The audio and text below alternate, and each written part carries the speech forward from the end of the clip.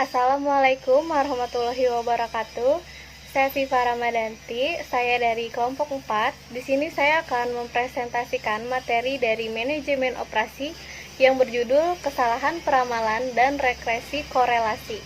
Sebelum saya memulai presentasi, saya akan memperkenalkan nama teman-teman saya dari kelompok 4. Anissa Hidayati, Kavita Krisnamukti, Sylvia Ekadian, Lucky, dan Nur Anissa.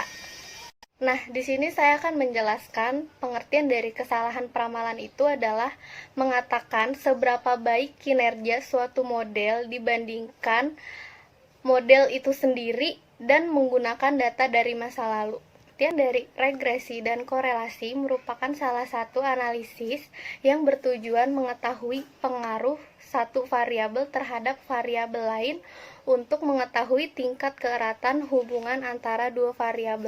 Nah, di sini ada juga langkah-langkah dari manajemen permintaan, yaitu terdiri dari yang pertama itu menentukan tujuan dari peramalan, yang kedua itu menentukan item independen yang akan diramalkan, dan yang ketiga menentukan horizon waktu dari peramalan tersebut. Yang keempat, memilih model-model peramalan, kegunaan dari peramalan. Yang pertama itu menentukan kebutuhan sumber daya yang diperlukan, dan yang kedua menambahkan sumber daya. Yang ketiga, penjadwalan sumber daya yang ada. Selain dari kegunaan peramalan, ini juga mempunyai prinsip-prinsip peramalan. Prinsip-prinsipnya itu yang pertama, peramalan melibatkan kesalahan atau juga yang disebut dengan error. Dan yang kedua, peramalan sebaiknya memakai tolak ukur kesalahan peramalan. Yang ketiga, peramalan famili lebih akurat daripada peramalan produk individu atau item. Dari langkah-langkah peramalan, kegunaan peramalan, dan juga prinsip-prinsip peramalan, ada juga nih beberapa perhitungan yang biasa digunakan untuk menghitung kesalahan peramalan total. Dari perhitungan tersebut akan dijelaskan oleh teman saya. Assalamualaikum warahmatullahi wabarakatuh. Nama saya Sylvia Dina Kasanti. Saya di sini ingin menjelaskan mean absolute deviation atau MET. MET adalah perhitungan untuk digunakan menghitung rata-rata kesalahan mutlak atau absolut. MET digunakan jika seorang analisis ingin mengukur kesalahan peramal dalam unit ukuran yang sama seperti data aslinya. MET mengukur ketepatan ramalan dengan rata-rata kesalahan dugaan nilai absolut masing-masing kesalahan.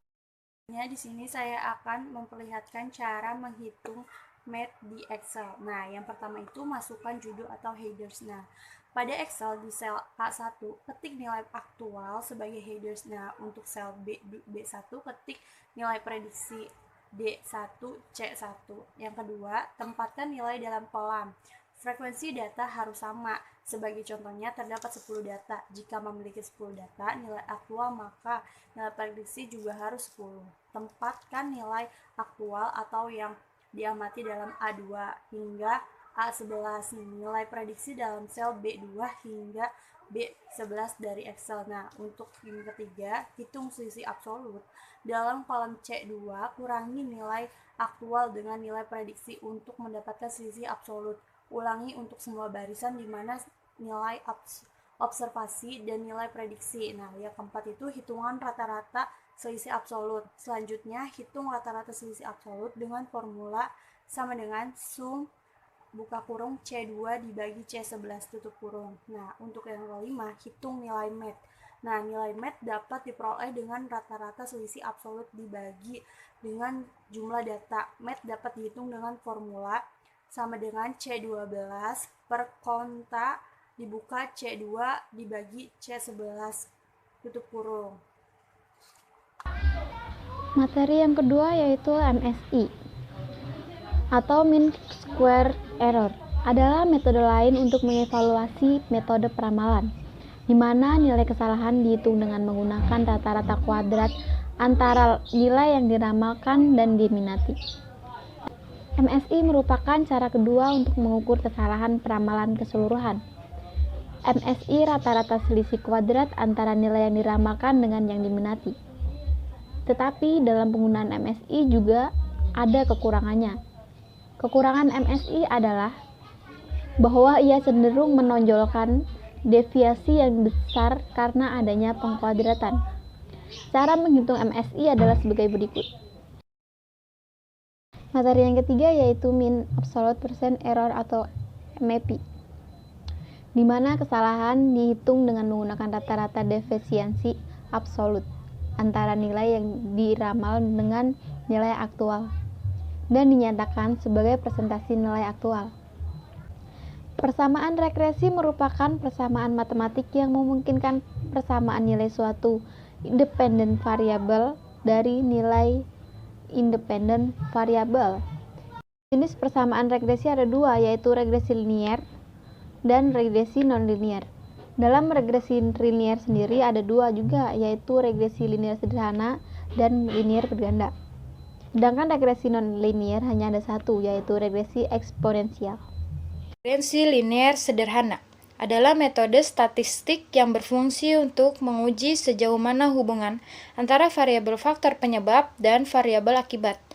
Metode persamaan regresi linier sederhana adalah Y sama dengan A ditambah B dikalikan dengan X, di mana Y adalah variabel akibat, X adalah variabel faktor penyebab, A adalah konstanta, B adalah koefisien regresi.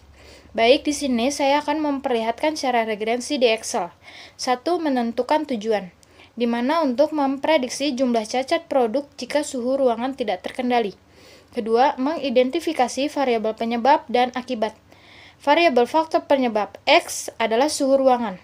Variabel akibat Y adalah jumlah cacat produksi. Yang ketiga adalah pengumpulan data. Di kolom A1 ada tanggal. Di kolom B1 ada rata-rata suhu ruangan. Di kolom C1 adalah jumlah cacat. Hitungan X akar 2, Y akar 2, X dikali Y dan total dari masing-masingnya. Untuk mencari nilai X akar 2 adalah X akar 2 sama dengan B2 dikali B2. Untuk mencari total adalah sum sama dengan sum buka kurung B2 titik 2 B16 tutup kurung. Langkah kelima itu ada hitungan A dan B berdasarkan rumus regresi linear sederhana. Menghitung konstanta A sama dengan sigma Y dikalikan sigma X akar 2 dikurang sigma X dikali sigma X Y per N sigma X akar 2 dikurang sigma X akar 2. Langkah ke-6 itu membuat metode persamaan regresi, di mana Y sama dengan nilai A ditambah B, nilai B dikalikan X. Selanjutnya yaitu korelasi sederhana. Korelasi sederhana merupakan suatu teknik statistik yang digunakan untuk mengukur kekuatan hubungan dua variabel dan juga untuk dapat mengetahui hubungan antara dua variabel tersebut dengan hasil yang sifatnya kuantitatif. Dalam statistik, kita mengenal hubungan antar dua variabel yang digunakan untuk mengukur ada atau tidak ada hubungan antara variabel disebut korelasi. Berikut adalah rumus dari koefisien korelasi sederhana.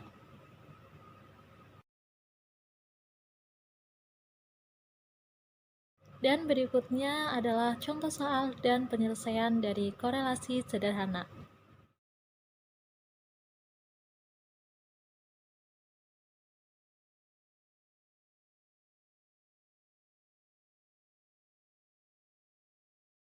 Metode korelasi jenjang Spearman. Metode ini diperlukan untuk mengukur keeratan hubungan antara dua variabel di mana kedua variabel itu tidak mengikuti distribusi normal dan kondisional variabel tidak diketahui sama. Korelasi rank diperlukan apabila pengukuran kuantitatif secara eksak tidak mungkin dilakukan. Misalnya mengukur tingkat moral, tingkat kesenangan, tingkat motivasi, dan sebagainya. Untuk menghitung koefisien korelasi rank yang dinotasikan dengan dilakukan langkah-langkah berikut. Yang pertama, nilai pengamatan dari dua variabel yang akan diukur hubungannya diberi jenjang. Yang kedua, setiap pasang jenjang dihitung perbedaannya. Yang ketiga, perbedaan setiap pasang jenjang Spearman dikuadratkan dan dihitung jumlahnya. Yang keempat, nilai koefisien korelasi Spearman dihitung dengan rumus. Dan di bawah ini ada contohnya sebagai berikut.